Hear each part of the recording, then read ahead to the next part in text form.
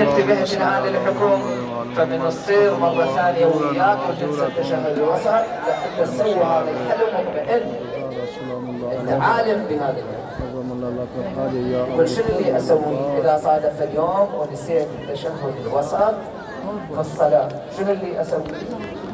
اللي يسويه انه انت من قمت للركعة الثالثة من قمت السبحانيات مرة يكون انت تذكرت قبل لا تنزل للركوع مال الركعة مطابق जो है बीबी था सलाम अल्लाह अलैहा की ترجع اذا تذكرت تقعد تجيب التشهد जुम्मतुल मुबारक है कल शब शहादत है हज़रत फातिमा ज़हरा सलाम अल्लाह अलैहा وين اذا और تذكرت बीबी من पाक की जो इन्होंने जमाये शबीहात बनाई हैं सारी المطلوب من عندك المفروض تجيب التشهد واثناء معاني في حال القيام اثناء التسبيحات سبحان الله والحمد لله تذكرت بعدني ما ركعت يقول لك ارجع اقعد جيب التشهد والنوم هون شوف السبحانيات واركع وكمل صلاتك كل شيء مرة لا هذا المصلي يقول ما سلمت قل سلمت بعد ما سلمت اسجد سجدتين يسمون سجدتي السهو لنسيان التشهد. انت مو نسيت التشهد وما تذكرت قبل ما تركع، يقول لي ما تذكرت لما ركعت او لما نكمل الصلاه، يا الله تذكرت، هذه يقولوا لك كمل صلاتك وبعد ما تكمل اسجد سجدتين. जो ये बनाई है चक्की شلون السجدتين؟ شلون طريقتها كيفيه؟ जितनी भी शबीहात बनी हैं बैन हरमैन हज़रत इमाम हुसैन और मौला अब्बास के दरमियान تكبيرة الإحرام لا راسك اسجد على التربة، النوم ترفع راسك من السجود تسجد مرة ثانية أيضا تقول كذلك بسم الله وبالله السلام عليك أيها النبي والسلم خمس كل شمال. هسه تقضي هذا التشهد اللي نسيته من باب الاحتياط ماكو مشكلة. شوف هذا الحكم هاي مسألة ابتدائية البعض يبتلي بيها.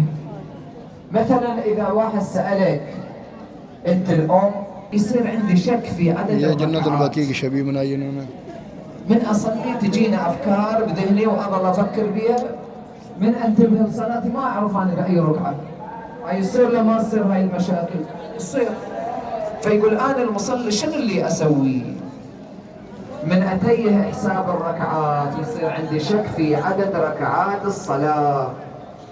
هاي مسائل ابتلائية مو عيب واحد من يتعلمها، بس عيب إذا يبقى ميت. هذا الشيء المعيب على المؤمن. تعلم مسألة. ايش عندنا بعض الروايات تقول أفضل من قراءة القرآن وختم القرآن يكون مسألة حلال أو حرام. هاي تكليف إلهي، يعني الله موجب عليكم تعمل بهذا. الظهر جاي أصلي وشكيت أقول الآن ما أدري الآن في ركعة ثالثة ولا رابعة، شنو اللي أسوي؟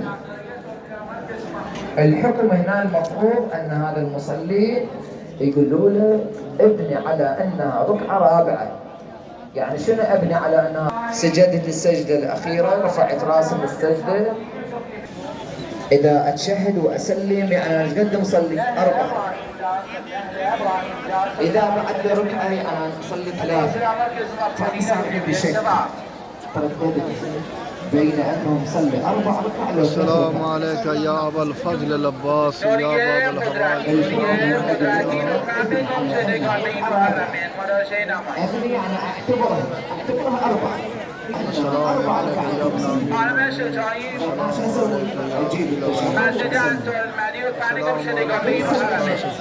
السلام عليكم. يقولون مباشرة. السلام عليكم يا أبا عبد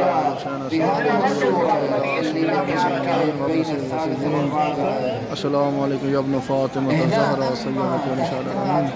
السلام عليكم وعلى علي الحسين وعلى أولاد الحسين وعلى أصحاب الحسين. السلام عليكم جميع شهداء كربلاء. السلام عليكم.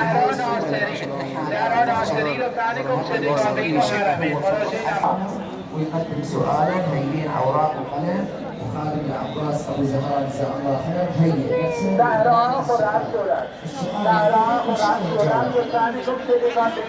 فهنا هذا المصلي اللي شك بين الثالثه والرابعه يقول ابني على انها رابعه لانه هو يسال التشهد لا لم يختلف. إذا أنت مثلا اختار الركعة واحدة من القيام شلون كيفيتها؟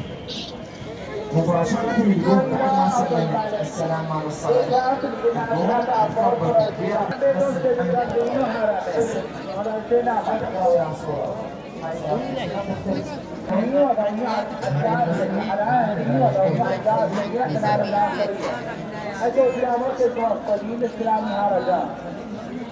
لأنه مو هو الواحد يعرفه هاي صلاة هي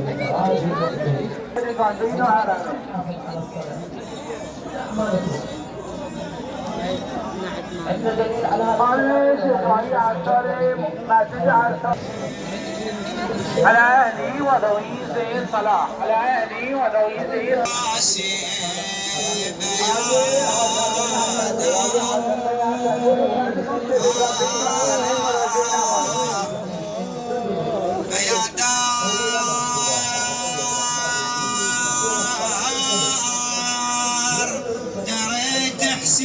من فتنة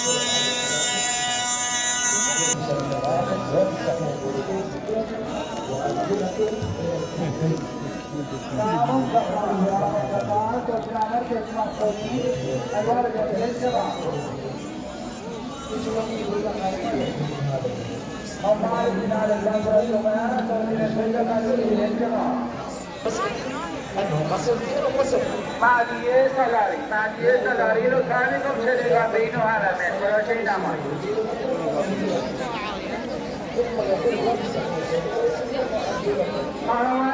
कब चलेगा तीनों हालत में मैं कौन आप बताइए ثاني कब चलेगा तीनों हालत में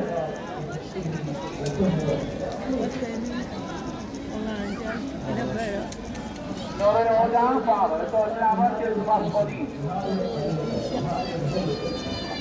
فاطمة غلامی لطفاً کو سے دکانری کو حرم ہے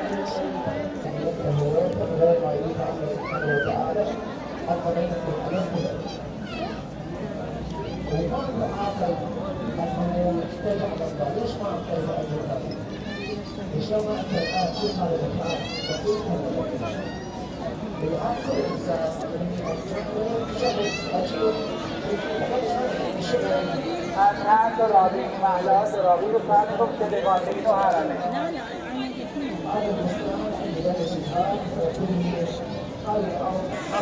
اللهم صل على محمد وعلى محمد. اللهم كل وليك الهدى بن حسن صلواتك عليه وعلى آبائه في هذه الشهادة وفي كل شاء وليا وحافظا قائدا وناصرا ودليلا وعينا حتى تسكن وارزقك عنه وتمتعه فيها طويلا. اللهم صل على محمد وعلى محمد عجل فرجهم. اللهم عجل لوليك الفرج.